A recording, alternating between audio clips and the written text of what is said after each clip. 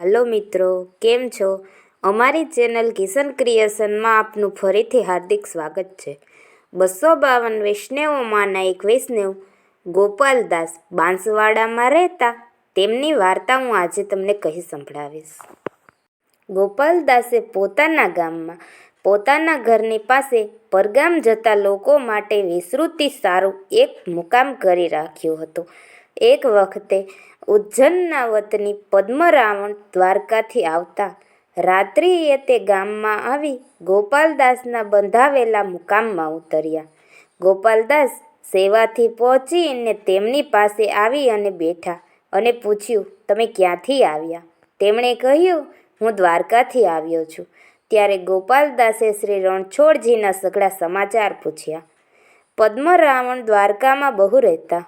જ્યારે સઘળી ખર્ચી ખૂટી જાય ત્યારે પોતાને ઘેર જતા. તેમના યજમાન એક માવજી પટેલ કરીને અંજાણા કણબી ગામના દેસાઈ હતા. જ્યારે પદ્મરાવણ દ્વારકાથી આવતા ત્યારે માવજી પટેલ ખર્ચી આપતા. તે લઈને પાછા દ્વારિકા જતા. એ પ્રમાણે વર્ષમાં 3-4 વખત જતા અને આવતા. પદ્મરાવણને શ્રી રણછોડજી વિશે બહુ જ આસક્તિ હતી. તેથી તેમણે શ્રી રણછોડજીની વાર્તા ગોપાલદાસના આગળ કહી.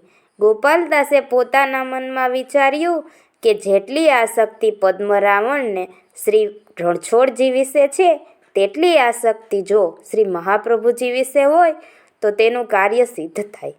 તેથી ગોપાલદાસે પદ્મરાવણને પૂછ્યું, તમારી સાથે શ્રી રણછોડજી કોઈ વખતે બોલે છે તથા કંઈ માગે છે?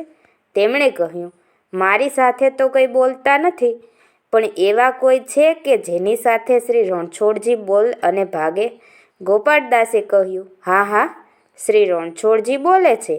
એમ કહી શ્રી મહાપ્રભુજીની વાત કહી અને વળી કહ્યું કે તમે જે શ્રી રણછોડજીની આટલા દિવસ સેવા કરી તે જ શ્રી રણછોડજી પ્રગટ થાય છે. પદ્મરાવણે પૂછ્યું, ક્યાં છે? ગોપાલદાસે કહ્યું, અડેલમાં છે. તેમણે પૂછ્યું, જેવા દર્શન શ્રી રણછોડજી આપે છે તેવા દર્શન શ્રી મહાપ્રભુજી આપશે? ગોપાલદાસે કહ્યું, હા, જરૂરથી આપશે. તેમના મનમાં વિશ્વાસ આવ્યો કે આ સત્ય છે.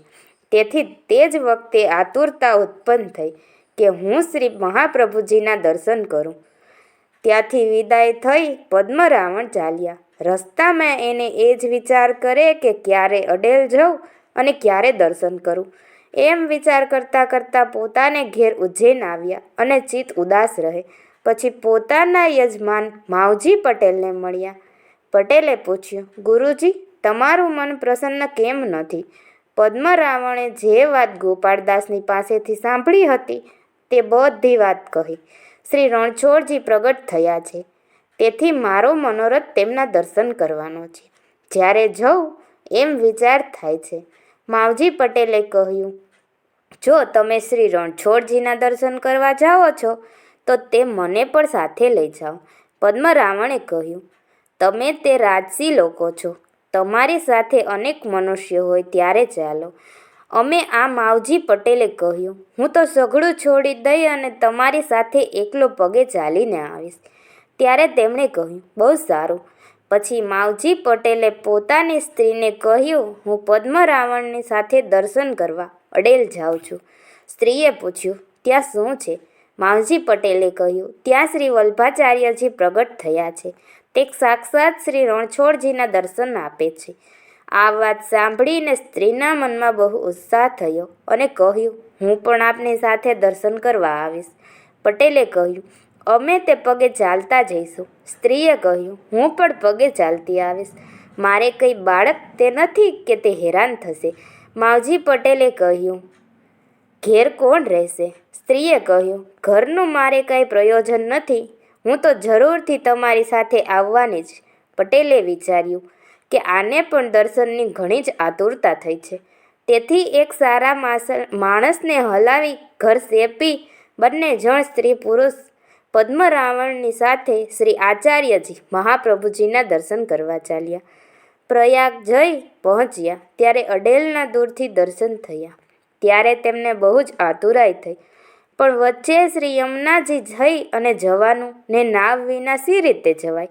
આતુરતા વધતી ગઈ તે વખતે શ્રી આચાર્યજી પોતે મધ્યાહન સંધ્યા કરવા માટે શ્રી યમુનાજી ઉપર પધાર્યા હતા.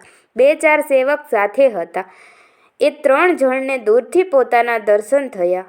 તેથી તેમને એટલી બધી આતુરતા થઈ કે તેનાથી રહી શકાયું નહીં અને કહે કે શ્રી યમુનાજી કૂદી પડશું. તે વખતે શ્રી મહાપ્રભુજીએ ત્રણેયના મનની અત્યંત આતુરતા જાણી અને પોતાના સેવકને કહ્યું કે એક નાવ પેલી બાજુએ લઈ જાઓ અને પદ્મરાવણ શ્રી રણછોડજીના સેવક આવ્યા છે. એ 3 જણે નાવમાં બેસાડી જલ્દી લઈ અને આવો. વૈષ્ણવ નાવ લઈને ગયા અને કહ્યું કે શ્રી મહાપ્રભુજીએ આ નાવ મોકલી છે, માટે 3 જણ ચાલો. માવજી પટેલ, તેમની સ્ત્રી અને પદ્મરાવણ 3 જણ નાવમાં બેસી પેલે પાર ગયા. શ્રી મહાપ્રભુજીના દર્શન કર્યા કે તરત જ 3 જણ ચરણારવિંદમાં પડ્યા. ગોપાલદાસે જે પ્રમાણે કહ્યું હતું તેવા જ દર્શન તેમને થયા. પછી શ્રી મહાપ્રભુજીએ તેમને ઉઠાડીને કૃપાપાત્ર જાણી 3 જણને નામ નિવેદન કરાવ્યું. પદ્મરાવણ જેવી રીતે દ્વારકામાં શ્રી રણછોડજીના દર્શન કરવા હતા તેવા જ દર્શન 3 જણને થયા.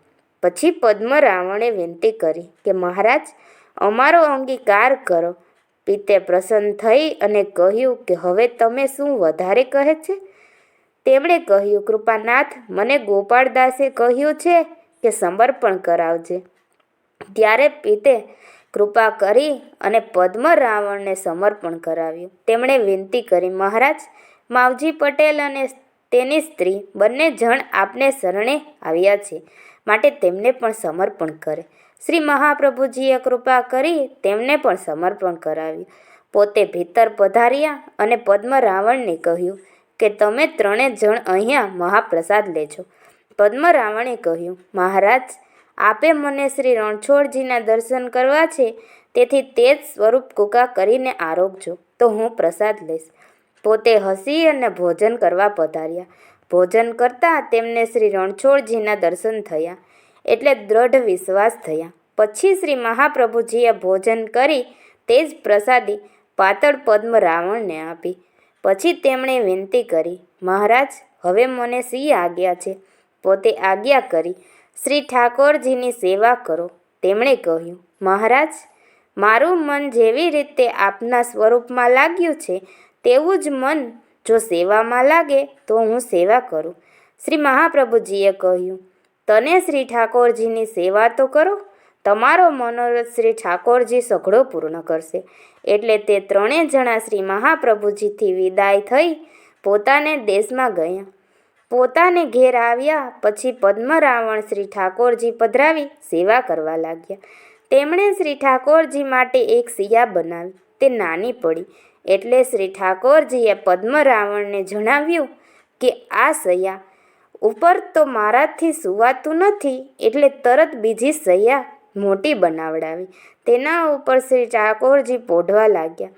અર્થાત શ્રી ઠાકોરજી તરત જ અનુભવ જણાવવા લાગ્યા અને શ્રી મહાપ્રભુજીના વચન પ્રમાણે તેમનું સેવામાં શીત ચોટ્યું. એક વખત શ્રી મહાપ્રભુજી પદ્મરાવણના ગામમાં પધાર્યા હતા. પદ્મરાવણની સ્ત્રીએ શ્રી ઠાકોરજીને ભોગ ધર્યો હતો. તેમાં ખીર ઊની હતી. શ્રી ઠાકોરજીએ ખીરમાં હાથ મૂક્યો એટલે બહુ જ ઊની લાગી.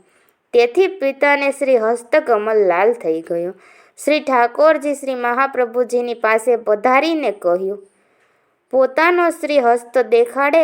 તે વખતે પદ્મરાવણ શ્રી મહાપ્રભુજીની પાસે બેઠા હતા.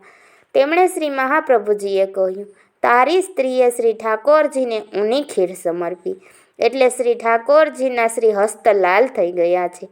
તેથી શ્રી ઠાકોરજીને ઊની ખીર ન સમર્પી.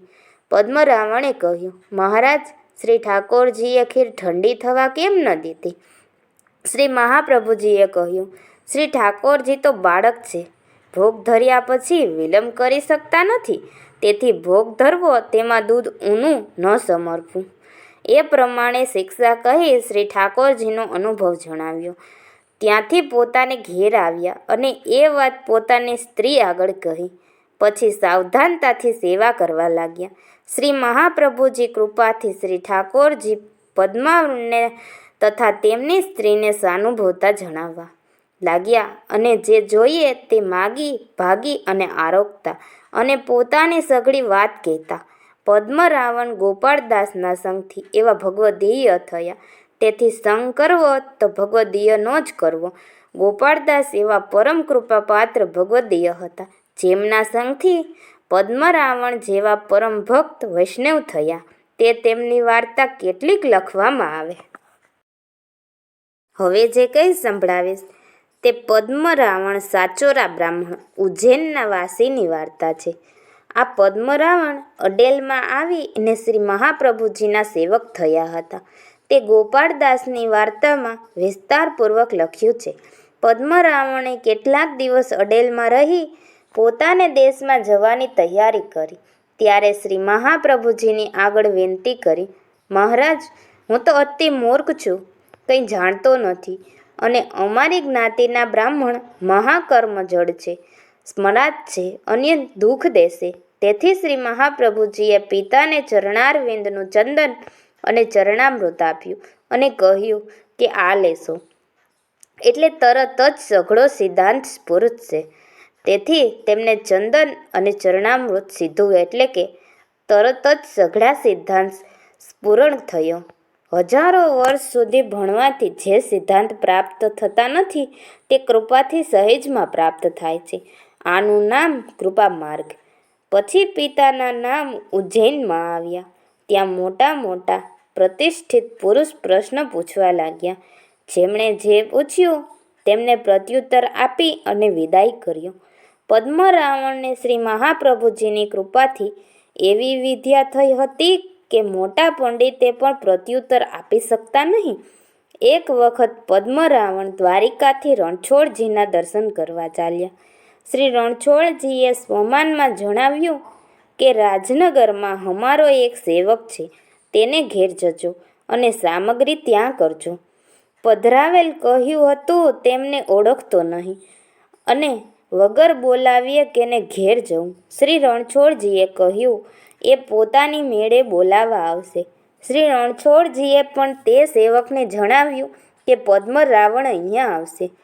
તેમને તારે ઘેર ઉતારી તેમની સેવા બહુ સારી રીતે કરજે અને રસોઈ પણ બહુ સારી રીતે કરાવજે.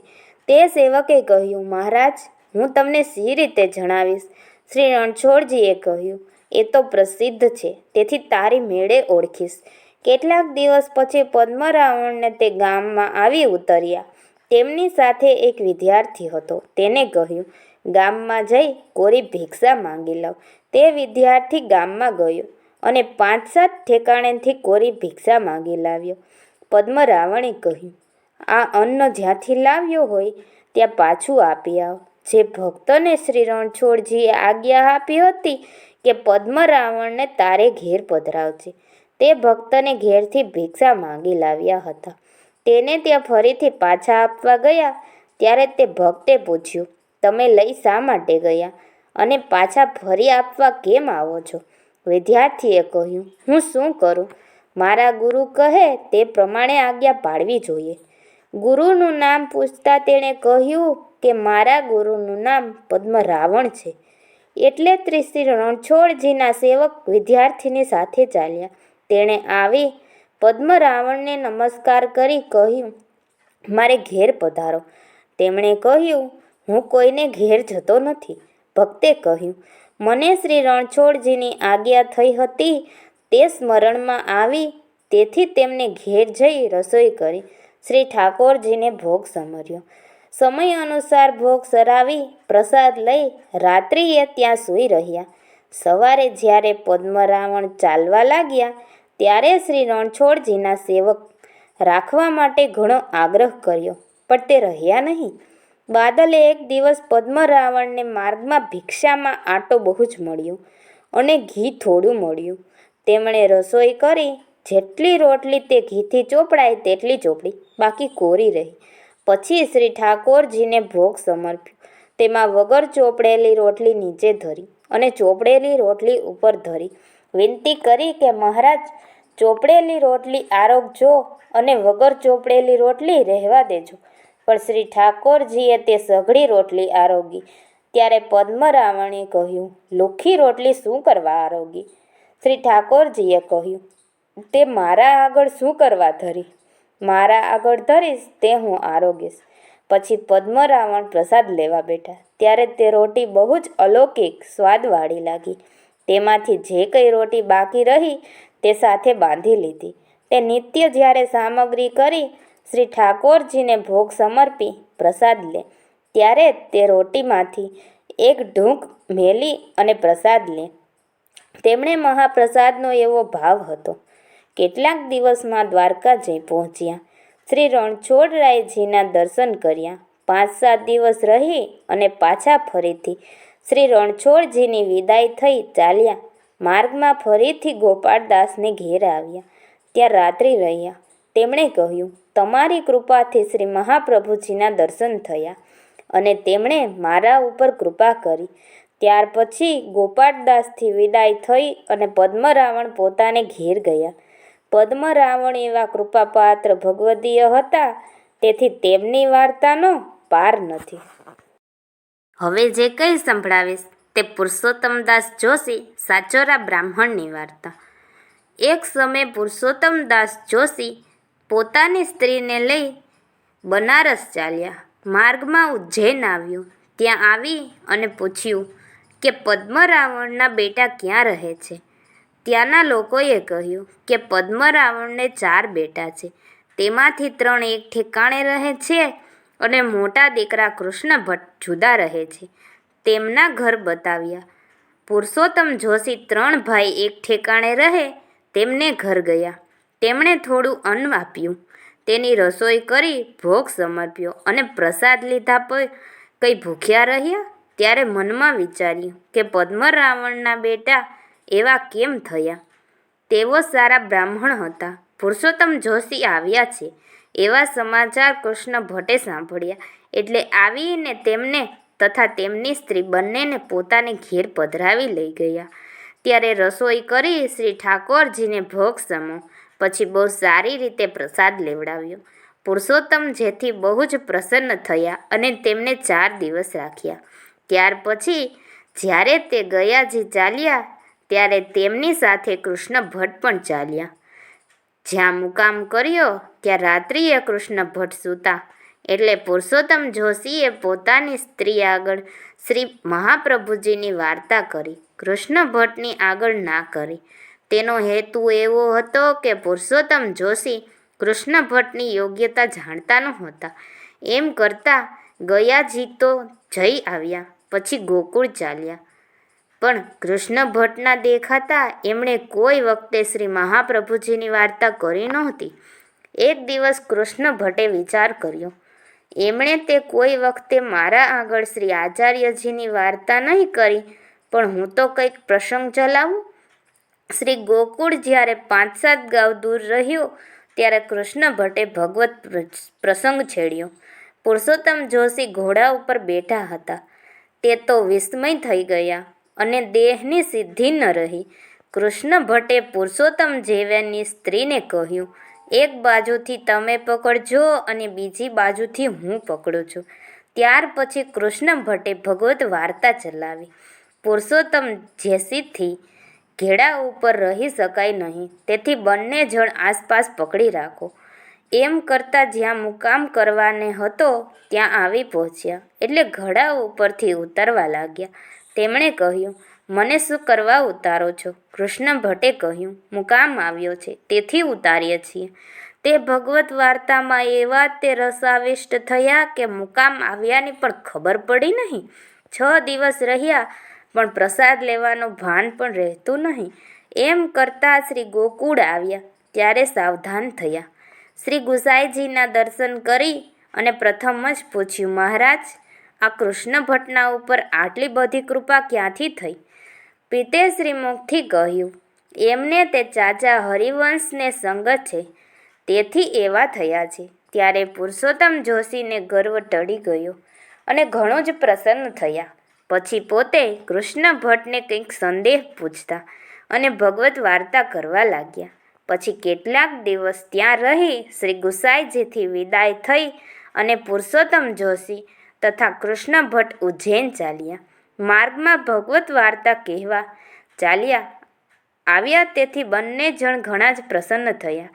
પુરુષોત્તમ જોશી શ્રી મહાપ્રભુજીના સેવક એવા પરમ કૃપાપાત્ર ભગવદીય હતા. હવે જે કંઈ સંભળાવીશ તે જગન્નાથ જોશીના માતાની વાર્તા છે. જગન્નાથ જોશીની માતાને 2 દીકરા હતા. તેમાં મોટા દીકરા નરહરદાસ જોશી અને નાના દીકરા જગન્નાથ જોશી હતા. એક દિવસ બંને દીકરાઓએ તેમની માએ 2 મહોર આપી અને કહ્યું, તમે જઈને શ્રી મહાપ્રભુજીની પાસે નામ સમર્પણ કરો અને આ મહોર ભેટ ધરજો. એટલે તે મહોરને લાકડીમાં ગાલી બંને ભાઈ ચાલ્યા. અડેલ આવી અને પહોંચ્યા. પણ તે વખતે શ્રી મહાપ્રભુજી શ્રી પુરુષોત્તમ ક્ષેત્રમાં શ્રી જગન્નાથજીના દર્શન કરવા પધાર્યા હતા.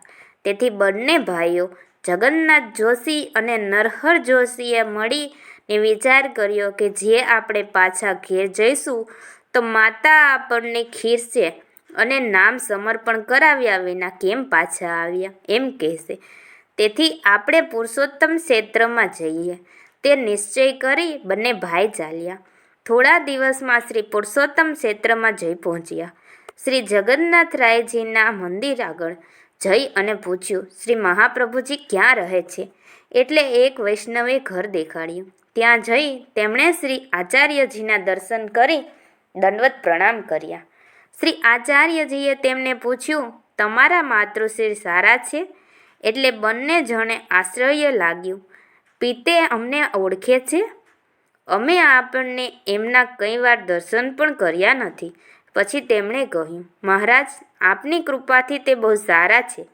શ્રી મહાપ્રભુજીએ બંને ભાઈને પૂછ્યું, તમે શ્રી ઠાકોરજીના દર્શન કરી આવ્યા? તેમણે કહ્યું, મહારાજ અમે તો હમણાં જ ચાલી આવ્યા છીએ, તેથી દર્શન તે ક્યાંક નથી. પિત બંને ભાઈએ આજ્ઞા આપી કે દર્શન કરી આવે. એટલે તેઓ દર્શન કરવા ગયા. ત્યાંથી શ્રી જગન્નાથજીની પાસે શ્રી મહાપ્રભુજી ઊભા છે તે જોઈ તેને આશ્ચર્ય લાગ્યું કે અમે તેમના ઘેર દર્શન કર્યા હતા અને અહીંયા ક્યાંથી? તેમના મનમાં આવું કદાચિત બીજે રસ્તેથી પધાર્યા હશે, પણ મનમાં સંદેહ રહ્યો. તેથી દર્શન કરી તરત જ ઘેર પાછા ફર્યા અને ઘેર પણ શ્રી મહાપ્રભુજી બિરાજેલા હતા. દંડવત કરીને બંને ભાઈ બેઠા એકબીજાનું મોઢું જોવા લાગ્યા અને શક્તિ થઈ ગયા. તેમણે શ્રી મહાપ્રભુજીને પૂછ્યું, દર્શન કરી આવ્યા? તેમણે કહ્યું, મહારાજ આપ જાણો જ છો. શ્રી મહાપ્રભુજીએ કહ્યું, તમારા મનમાં જે સંદેહ ઉત્પન્ન થયો હતો તે દૂર થયો. તેમણે વિનંતી કરી, મહારાજ સંદેહ દૂર થયો. શ્રી મહાપ્રભુજીએ કહ્યું, તમારી માતાએ ભેટ માટે મહોર મોકલી છે તે. એટલે તેમણે લાઠીમાંથી લાહોર કાઢી અને આગળ ધરી. પછી બંને ભાઈએ નામ નિવેદન કરાવ્યું અને પોતાના સ્વરૂપનો પ્રભાવ દેખાડે તેમની તેમને સ્વરૂપ શક્તિ થઈ. પછી કેટલાક દિવસ રહી અને આજ્ઞા ભાગી પોતાને દેશ ચાલ્યા. માર્ગમાં શ્રી મહાપ્રભુજીના સ્વરૂપનો વિચાર કરતા કરતા જાય એમ કરતાં ખેરાડુ આવી પહોંચ્યા. તેમની માતાએ સઘળા સમાચાર પૂછ્યા. તેમણે જે બન્યું હતું તે કહ્યું. માતૃશ્રી પણ ઘણું જ પ્રસન્ન થયા. શ્રી મહાપ્રભુજીની કૃપાથી તે બંને ભાઈ ઘણા સારા ભગવદીય થયા. આ જગન્નાથ જોશીના માતૃશ્રી મહાપ્રભુજીના સેવક એવા પરમ કૃપાપાત્ર વૈષ્ણવ હતા. અલગ અલગ વૈષ્ણવોની અલગ અલગ વાર્તાઓ સાંભળવા માટે અમારા ચેનલમાં જોડાયેલા રહો. અમારા ચેનલમાં છેલ્લે સુધી જોડાવા બદલ આપનો ખૂબ ખૂબ આભાર.